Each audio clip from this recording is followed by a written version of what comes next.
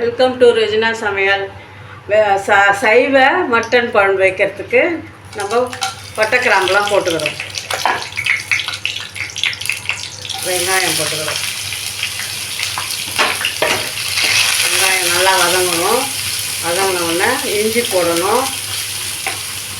மசாலா எல்லாம் எடுத்து வச்சுருக்கேன். மல்லித்தூள், மிளகாத்தூள், மஞ்சள்தூள், கரம் மசாலா, மிளகுத்தூள் எல்லாம் எடுத்து வச்சுருக்கேன். இதெல்லாம் பொரிஞ்சோடனே இதை போடணும். இஞ்சி பூண்டு பேஸ்ட்டு போட்டுக்கிறோம்.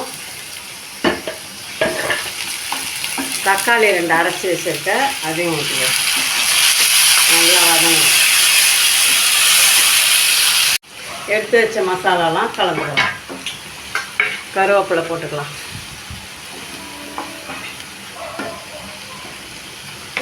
இது கொஞ்சம் வதங்கினோடனே தண்ணி ஊற்றிக்கலாம். தேவையான தண்ணி ஊற்றிக்கணும். உப்பு போடணும். உப்பு போட்டு தண்ணி ஊற்றிக்கலாம்.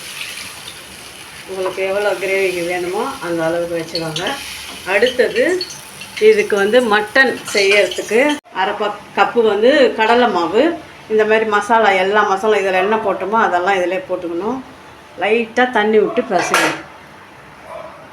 கடலை மாவில் நம்ம காரம் உப்புலாம் போட்டு ஒரு ஷேப் இல்லாமல் செஞ்சுக்கணும். இப்போ இதை எண்ணெயில் பொரிச்சிக்கணும்.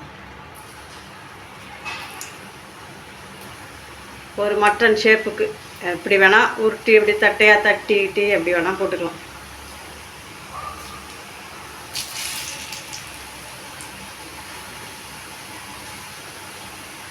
நம்ம செஞ்ச கிரேவியில் உப்பு காரம்லாம் பார்த்து திரும்ப நீங்கள் அதை சரி பண்ணிக்கோங்க.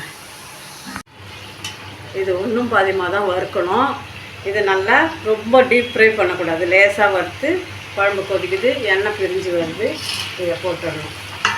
இதை போட்டு ஒரு நல்லா 2 கொதி வந்தோடனே அந்த கறியெல்லாம் வெந்துடும். அதன் பிறகு கொத்தமல்லி போட்டு இறக்கிடணும். இந்த மாதிரி கொத்தமல்லி மேலே போட்டுக்கோங்க. அந்த கறி வெந்துருச்சுன்னா நசுக்கி பார்த்துட்டு குழம்பு இறக்கிடலாம். இதே அளவில் செஞ்சிங்கன்னா சாதம், சப்பாத்தி, தயிர் சாதத்துக்கெல்லாம் நல்லாயிருக்கும். இதெல்லாம் வெந்திருக்குது. நான் இறக்க போகிறேன். சப்ஸ்கிரைப் பண்ணுங்கள், லைக் பண்ணுங்கள், ஷேர் பண்ணுங்கள். பாய்.